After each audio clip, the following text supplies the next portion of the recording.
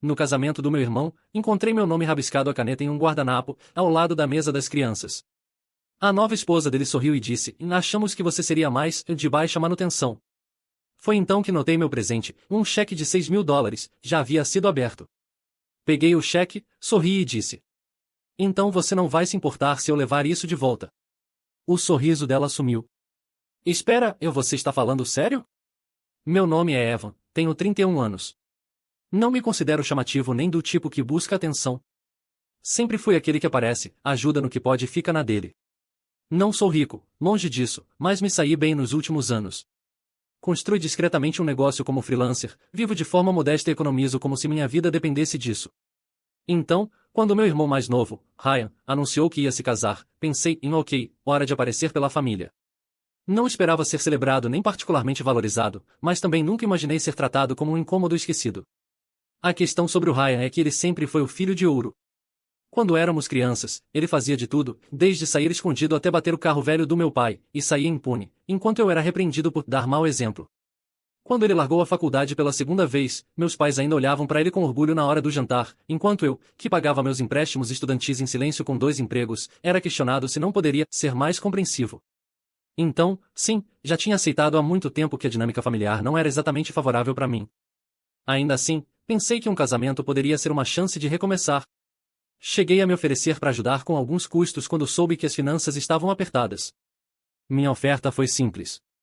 Contribuiria com um presente generoso em um cheque de $6.000. Não falei com tom de superioridade, nem esperava tapinha nas costas. Só pensei em eles são família, e casamentos custam caro. Não era sobre ostentar. Eu só queria sentir que importava. O casamento foi no sábado passado. Aconteceu num vinhedo elegante, a cerca de 1 hora da cidade. Colinas verdes, luzinhas penduradas nas árvores, uma banda de jazz suave tocando perto da fonte. Era o tipo de casamento que você vê em revistas. Cheguei cedo, de terno azul marinho recém-saído da lavanderia, com um envelope lacrado no bolso interno. Levei também uma foto emoldurada da nossa avó falecida, para deixar discretamente na mesa de recepção. Ela sempre dizia que eu tinha o coração mais sensível da família. Ao chegar na recepção para conferir o mapa das mesas, senti o primeiro tapa de humilhação. Meu nome não estava na elegante lista em caligrafia com detalhes dourados. Achei que fosse um erro e perguntei a uma das organizadoras. "Evan Taylor", ela repetiu, e então caminhou até uma mesa lateral perto do guarda-volumes. "Ah, aqui está." Lá estava, em meu nome rabiscado de caneta esferográfica preta num guardanapo de coquetel. Sem número de mesa. Apenas Evan. Sessão infantil. Pisquei, confuso. Achei que fosse um improviso, algum erro de digitação, mas ao seguir a flechinha desenhada à mão, ela me levou até uma mesinha dobrável enfiada no canto da parede dos fundos, perto da saída da cozinha. 4 crianças já estavam ali, derrubando o giz de cera dentro dos copos de suco. Fiquei parado por um segundo, achando que talvez fosse uma pegadinha. Que o Ryan ia aparecer rindo e dizer que era só uma brincadeira. Em vez disso, senti um toque no ombro. Era a nova esposa dele, Tessa. "Ah, oi", disse ela, como se fôssemos colegas casuais de um evento de networking. "Que bom que você veio. A gente não sabia se você viria." "Por que eu não viria?", perguntei, tentando não soar ríspido. Ela sorriu daquele jeito ensaiado de quem não está realmente interessada na resposta. "Você parece ser o tipo de cara mais na sua. Achamos que ia ficar bem com algo mais de baixa manutenção." Eu nem sabia como responder aquilo. "Você me colocou na mesa das crianças." O sorriso dela nem vacilou. "Foi de última hora. Você não estava no plano original." Senti algo torcer no peito. Não de forma dramática. Era mais como uma queimação lenta e vazia. Daquelas que surgem quando você percebe que seu lugar na vida de alguém é bem menor do que você imaginava. Não falei nada. Apenas assenti. Fui até a mesinha e me sentei, tentando ignorar a criança ao lado que imediatamente derramou purê de maçã na minha calça. Nem cheguei a tocar na bebida quando percebi algo ainda mais estranho. Meu envelope de presente estava sobre a mesa de presentes. Aberto. O lacre rasgado. A aba solta. O cheque que eu havia escrito com "Parabéns, Ryan e Tessa" na linha de observações? Sumido. Simplesmente desaparecido. Olhei ao redor, tentando encontrar alguém que pudesse me dar alguma resposta. Foi quando a vi de novo, Tessa, rindo com as madrinhas, taça na mão. Ela olhou na minha direção por um segundo e depois desviou, como se tivesse visto um garçom, não um convidado. Caminhei até ela com calma, envelope na mão. "Oi", disse eu. Falei em voz baixa. Ela se virou e levantou as sobrancelhas. Sim. Acho que houve um engano. Isso aqui já foi aberto. Ela piscou, depois inclinou a cabeça como se eu fosse o estranho da situação. Ah, sim, tivemos que organizar os presentes antes. A mãe do Ryan estava cuidando disso. Acho que foi mais prático assim. Vocês abriram um cheque que era para os dois? Bom, quero dizer, não é como se tivéssemos depositado. Há aquela pausa. Há aquela hesitação. Foi isso que fez meu estômago se revirar. Olhei para o envelope vazio, depois de volta para ela. Então você não vai se importar se eu pegar de volta. O sorriso dela desapareceu como se alguém tivesse apertado um interruptor. E espera. Você tá falando sério? Não respondi. Apenas dobrei o envelope uma vez, coloquei de volta no bolso interno do paletó e me virei. Atrás de mim, ouvi ela murmurar algo para uma das madrinhas. Não entendi as palavras, mas o tom, cortante, debochado, era familiar demais. Senti a queimadura subir pelo pescoço. Queria me convencer de que não me importava. Que não fazia diferença o que essas pessoas pensavam de mim. Mas fazia. Porque eu não era só um nome rabiscado num guardanapo. Eu era o cara que doou $6.000 sem esperar nada em troca, que chegou cedo, que trouxe uma foto da avó, que vestiu terno mesmo odiando ternos, que foi colocado ao lado de uma garrafinha de suco infantil, e, de repente, eu era o vilão por não seguir o roteiro. Fui até o lado de fora, precisava de um segundo para respirar. Fiquei à beira do vinhedo, observando os convidados chegarem, tirando fotos e rindo. Atrás de mim, a banda de jazz tinha mudado para uma versão de Frank Sinatra. O evento inteiro estava perfeito. Perfeito como uma foto. Exceto pelo fato de que eu não fazia parte da imagem. Foi nesse momento que as engrenagens começaram a girar na minha cabeça. Eu nem tinha chegado na metade daquela noite, mas já sabia que aquilo não tinha acabado. Nem pra mim. Nem pra eles. Fiquei ali, na borda do lugar, ainda segurando o envelope rasgado, olhando para as colinas como se estivesse num daqueles dramas baratos da TV. Mas não era ficção. Era eu, Evan, sendo tratado como um detalhe relevante por pessoas que não tinham nem o direito de sorrir diante da minha generosidade, e muito menos zombar dela. Não voltei para dentro imediatamente. Deixei o murmúrio suave da multidão e o tilintar de taças se espalharem ao meu redor. Dava para ouvir pedaços de conversas. Alguém reclamando que os canapés eram artísticos demais. Uma risada distante da minha tia, aquele riso agudo que eu sempre odiei na infância. Todos interpretando seus papéis no grande dia de Ryan e Tessa. E eu? Eu devia sentar lá no fundo com um monte de crianças agitadas de açúcar, fingindo que não estava fervendo por dentro. Alguns minutos se passaram até que alguém me encontrou. Meu primo Jordan, provavelmente a única pessoa da família por quem eu ainda sentia algum afeto. Ele se aproximou, afrouxou a gravata e me entregou uma bebida. Toma isso, disse. Você tá com cara de quem tá planejando um assassinato. Dei um sorriso fraco. Não assassinato, é só uma reavaliação silenciosa. Ele olhou para minha mão e viu o envelope. Aquilo era seu presente? Levantou a sobrancelha. Espera, eles realmente já tinham aberto? Assenti devagar. E te colocaram na mesa das crianças? Assenti de novo. Ele soltou um assobio baixo. Caramba. Eles capricharam mesmo, hein? Jordan não tentou defendê-los. E é por isso que eu gostava dele. Ele não veio com aquele clássico, é o grande dia deles, tenta relevar, nem com desculpa meia-boca sobre falta de lugares. Ele só ficou ali ao meu lado, tomando sua bebida, deixando o silêncio falar por si. Foi aí que ele disse algo que ficou na minha cabeça. Sabe, eles só te tratam assim porque acham que você aguenta. Virei e olhei para ele. Como é? Ele deu de ombros. Você é o bonzinho. O que sempre aparece. O que nunca reclama. Pessoas assim são fáceis de ignorar até o dia em que param de colaborar. Aquela frase ficou martelando dentro de mim. Assistimos à cerimônia de longe. Eu não me sentei com a família.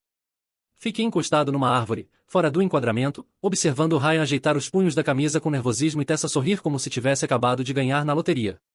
O tempo todo, eu só pensava no que Jordan disse. Sobre como o silêncio tinha virado minha marca registrada. Sobre como as expectativas baixas tinham virado um passe livre para falta de respeito. Depois dos votos e dos aplausos, todos se dirigiram à tenda da recepção. Luzinhas brilhando sobre as mesas, o DJ já preparando a primeira dança. Eu não estava com humor para discursos ou brindes. Na verdade, eu nem estava mais com fome. Eu só queria uma coisa, garantir que eles soubessem que eu não sou burro e que eu não sou fraco. Mas eu não ia fazer um escândalo. Não, eu não ia me rebaixar a gritar no meio da pista de dança ou fazer algum discurso dramático. Isso não combina comigo. Eu faço as coisas de forma limpa, silenciosa, calculada. Então peguei meu celular. Rolei minha lista de contatos até encontrar o número. Adam, representante do Banco C. O que Ryan e Tessa não sabiam, e o que ninguém na família sabia, era que o cheque que eu dei não era só um presente de casamento generoso. Era também um teste. Um teste para ver como eles lidariam com algo valioso quando achassem que ninguém estava observando. Eu já tinha deixado avisado com Adam, se algo estranho acontecesse, ele deveria cancelar o pagamento. E isso? Isso qualificava. Me afastei da multidão e apertei o botão de chamada. Adam atendeu no segundo toque. Evan? Tá tudo bem? Tudo sim, respondi, com calma. Lembra daquele cheque de que falamos? O do casamento? Lembro. Pode cancelar. Houve uma pausa. Tem certeza? Era um valor alto. Totalmente. Ele não perguntou por quê. Não precisava. Feito, disse.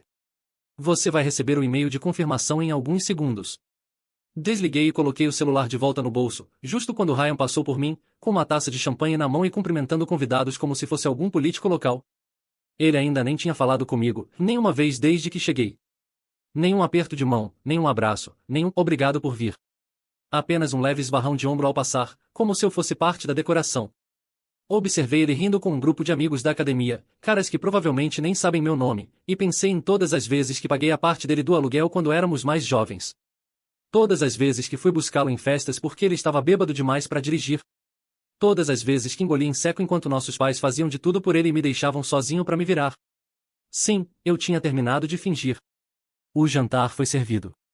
Voltei à minha cadeira de guardanapo apenas o tempo suficiente para beliscar um prato de frango morno, enquanto uma criança de 6 anos ao meu lado limpava o nariz na toalha de mesa. Ninguém da mesa principal veio falar comigo. Nenhum brinde me mencionou. Nenhum obrigado.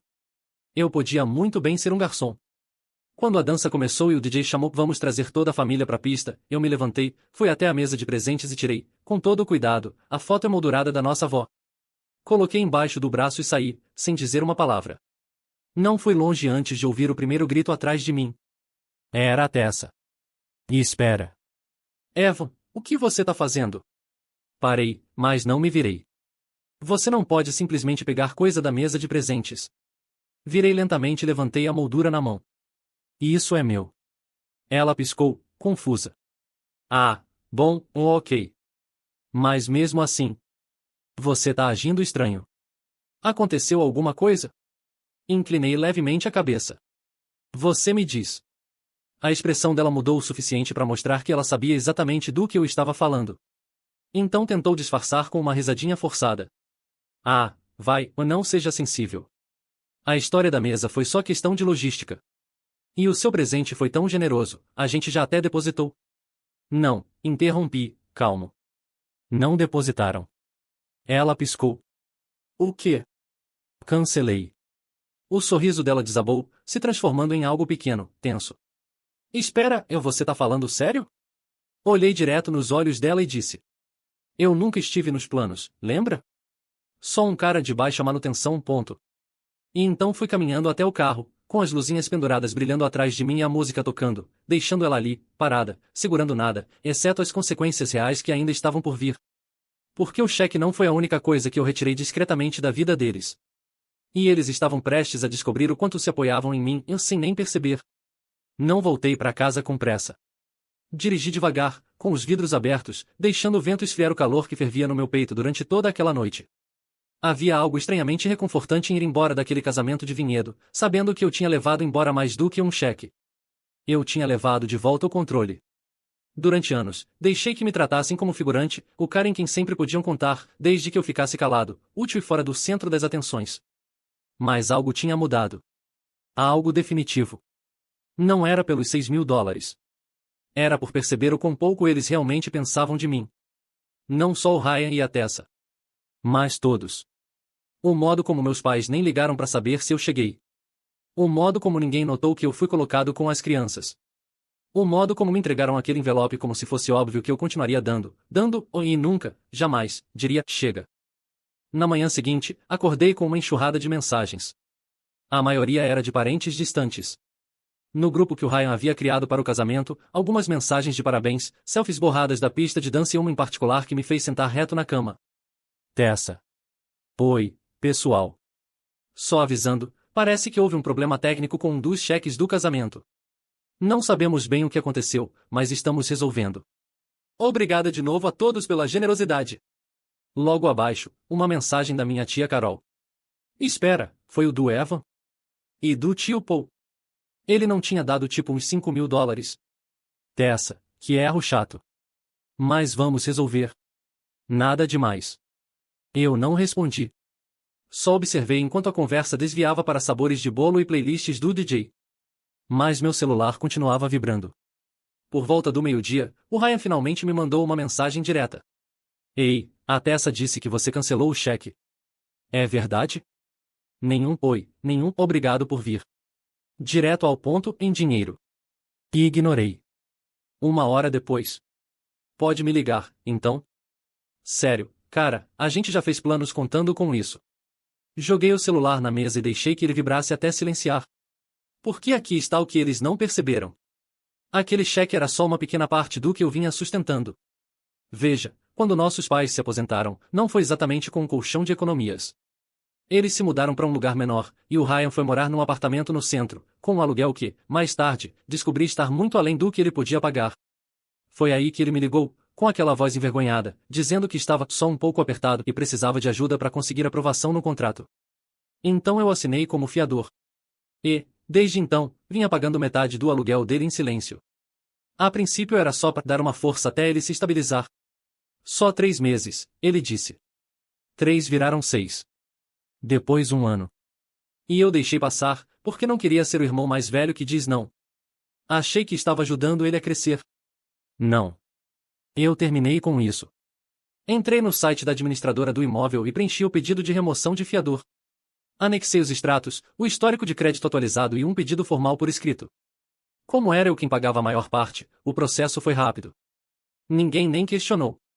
Em 48 horas, o Ryan receberia a notificação de que o aluguel agora era só dele. E eu não ia parar por aí. Havia também as pequenas coisas. Coisas que ele provavelmente nunca parou para pensar. Os serviços de streaming no meu plano. O Spotify Família. O seguro do carro que ainda dividíamos. Até a nossa conta conjunta no Costco. Fio por fio, comecei a desfazer cada laço que me conectava ao estilo de vida dele. E o tempo todo, eu não disse uma palavra. Esse silêncio era novo para mim. Mas, dessa vez, não era fraqueza. Era cirúrgico. Preciso. Na segunda-feira, meu celular estava cheio de mensagens não lidas. Ryan. Cara, o aluguel voltou. O que tá acontecendo? Acabei de receber um e-mail dizendo que o contrato tá sendo revisado. Você tirou seu nome? Tessa. Isso tá ficando meio mesquinho, não acha? O cheque foi só um mal-entendido. Você tá transformando isso em algo enorme sem motivo. Sem motivo. Foi essa frase que mais me atingiu. Não, desculpa. Não queríamos te magoar. Só uma alfinetada passivo-agressiva sugerindo que minha existência inteira foi uma reação exagerada. Não respondi. Apenas encaminhei as mensagens para uma pasta que chamei de encerramento. Mas eu sabia que não tinha acabado. Na manhã de terça-feira, recebi uma ligação da minha mãe. Não atendi. Ela ligou de novo. Depois de novo. Na quarta tentativa, atendi, mais por curiosidade do que por vontade. Evan, ela disse, com a voz tensa de preocupação. O que está acontecendo? Fiquei em silêncio. O Ryan acabou de nos ligar em pânico, ela continuou. Disse que você está cortando o apoio financeiro. O que aconteceu no casamento? O que aconteceu, respondi com calma, foi que você criou 2 filhos. E só um deles aprendeu a se sustentar. Ela ficou em silêncio por um momento. Evan, isso é cruel. Você sabe que o Ryan passou por momentos difíceis. E a Tessa, ela provavelmente só estava nervosa com tanta gente. Tenho certeza de que ela não quis te ofender. Ela escreveu meu nome num guardanapo e me sentou ao lado de uma criança de 6 anos, falei sem emoção. E abriu meu presente antes mesmo de eu chegar. Ainda assim, disse minha mãe, com a voz se contraindo, você não acha que está sendo um pouco extremo? Eu fui a carteira dele pelos últimos 3 anos, respondi. Ele não me agradeceu nem uma vez. Houve outra longa pausa. Eu só queria que você não complicasse mais as coisas do que precisa. Dei uma risada seca. Você quer dizer não ser o cara que paga tudo nos bastidores enquanto é tratado como um fantasma no próprio casamento do irmão? Evan, ela disse, mas a voz estava mais suave agora, menos indignada. Eu não sabia de nada disso. Se eu soubesse. Você não perguntou, interrompi. Nenhum de vocês nunca perguntou. Ela ficou em silêncio. Eu podia ouvir o silêncio se estendendo entre nós como um fio prestes a arrebentar. Eventualmente, eu disse. Não vou mais fazer isso, mãe. Nem o apoio silencioso, nem os jogos de culpa. Eu não explodi. Só parei de ajudar. Eu entendo, ela sussurrou. Se ela realmente quis dizer aquilo ou não, não sei dizer. Quando desliguei, não senti raiva. Também não senti que tinha vencido. Só senti clareza. Como se tivesse tirado das costas um peso que me puxava há anos. Mas aquela clareza não duraria muito. 2 dias depois, Tessa apareceu no meu escritório sem ser convidada, e a expressão no rosto dela dizia tudo. Ela não estava ali para se desculpar. Ela estava ali para me consertar. Entrou no saguão do prédio como se fosse dona do lugar, salto batendo no piso de azulejo, cabelo impecável, blazer que provavelmente custava metade do que eu pagava de aluguel antes. A recepcionista, Lassie, me olhou com os olhos arregalados e fez com os lábios. É ela? Eu apenas assenti e me levantei. Sr. Taylor, disse Tessa, com a voz doce demais para uma mulher que, dias atrás, sorriu ao me colocar na mesa das crianças como se eu fosse parte da recreação. Você tem um minutinho? Levei-a até a pequena sala de reuniões que usamos com clientes. Paredes de vidro, zero privacidade. Mas tudo bem. Eu não tinha nada a esconder. Ela se sentou na cadeira em frente, apoiando a bolsa caríssima sobre a mesa como se fosse feita de vidro. Antes de tudo, começou ela, eu só queria esclarecer as coisas. Acho que tudo isso saiu um pouco do controle e eu gostaria de resolver, pelo bem de todos. Fiquei em silêncio, cruzei os braços e esperei. Ela sorriu como uma professora de jardim de infância explicando sobre compartilhar a um aluno teimoso. Acho que nós dois sabemos que você ficou magoado. Eu entendo que o lugar na mesa não foi o ideal, mas casamentos são complicados, às vezes as coisas saem do controle. Você não foi esquecido. Só entrou no planejamento tarde. Inclinei um pouco o corpo para frente. Você escreveu meu nome num guardanapo, Tessa. Ela não vacilou. Foi um erro honesto. E você abriu meu presente antes mesmo da cerimônia começar. Isso foi ideia da sua mãe, disparou ela. Ela queria garantir que tudo estivesse organizado. Não joga isso em mim. Ah, então agora a culpa é dela, retruquei. O tom dela mudou levemente. Eu não estou aqui para brigar. Estou aqui porque o Ryan está surtando. O aluguel voltou, os credores estão ligando, o seguro dele foi cancelado. É como se você tivesse puxado o tapete debaixo dele sem aviso nenhum. Eu dei anos de aviso, respondi. Ele só não levou a sério. Os olhos dela se estreitaram. Você está punindo ele por ser o filho preferido. É disso que se trata. Pisquei devagar. Punindo ele, repeti. Você e eu vivemos em realidades bem diferentes. Ah, vamos lá, Evan, disse ela, cruzando as pernas e soltando um suspiro impaciente. Você não precisa desse dinheiro. Mora sozinho, sem filhos, sem cônjuge. Trabalha remoto. Nem hipoteca você tem. O que você está fazendo com todo esse dinheiro? Guardando só para provar um ponto? E ali estava. A máscara caiu, por um segundo. A inclinação arrogante do queixo, o cálculo frio no tom. Não era sobre consertar nada. Era sobre controle. Soltei uma risada baixa, sem humor. Você acha que eu devo algo a vocês? Que sou um doador de fundo na vida perfeita de Instagram de vocês? Que porque sou calado, porque não reclamo, sou parte do plano financeiro? O cara que segura as pontas quando o Ryan exagera e vocês precisam manter as aparências? O sorriso dela vacilou. Continuei. Vocês abriram meu presente antes mesmo de eu entrar no casamento. Me colocaram ao lado de uma criança que limpou o nariz na toalha. Não falaram comigo a noite inteira, a não ser por causa de dinheiro. E agora, porque o colchão de segurança decidiu se impor, você aparece no meu escritório tentando dizer que foi só um mal-entendido. Tessa me encarou. Pela primeira vez, sem resposta. Você casou com o Ryan, continuei, com a voz firme. O que significa que você casou com as dívidas dele, os hábitos dele, e o ego dele. Boa sorte com isso. Mas eu terminei de bancar tudo isso. Eu não sou o doador low maintenance de vocês. Sou seu cunhado. E agora? Agora eu sou só um fantasma. Ela se levantou, devagar, deliberadamente. Você vai se arrepender disso. Inclinei a cabeça. Só se eu esquecer o porquê comecei. Ela saiu sem dizer mais uma palavra. As consequências vieram rápido. Raya me ligou naquela mesma noite. Nada de mensagens passivo-agressivas dessa vez, era raiva pura. Você me humilhou, ele gritou no telefone. Você armou pra gente. Me fez parecer um idiota na frente da família toda. Eu não te fiz fazer nada, respondi com calma.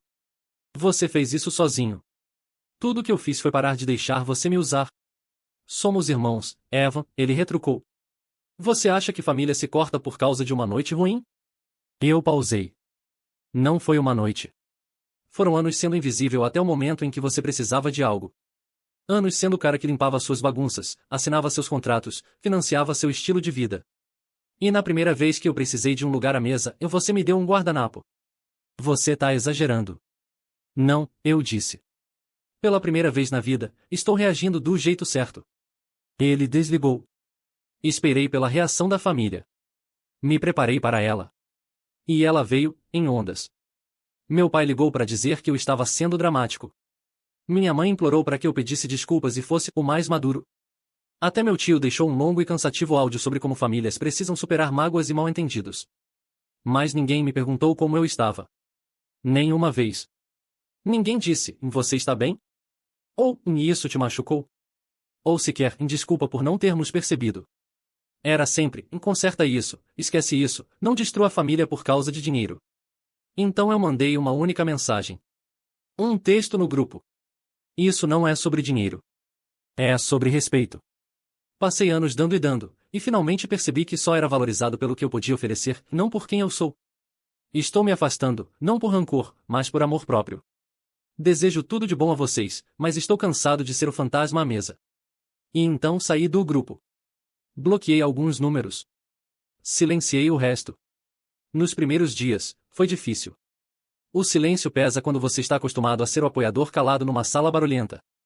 Mas, aos poucos, algo começou a mudar. Me senti mais leve. Voltei a dormir melhor. Meu trabalho melhorou. Reencontrei amigos antigos.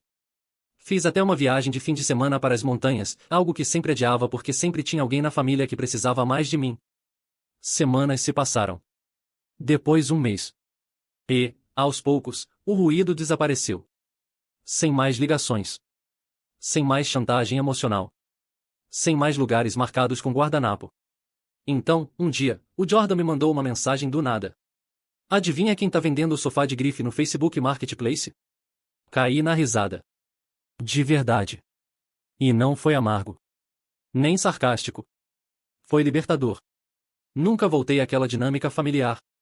Nunca recomecei os pagamentos. Nunca mais fui a nenhum feriado onde eu era só parte da decoração.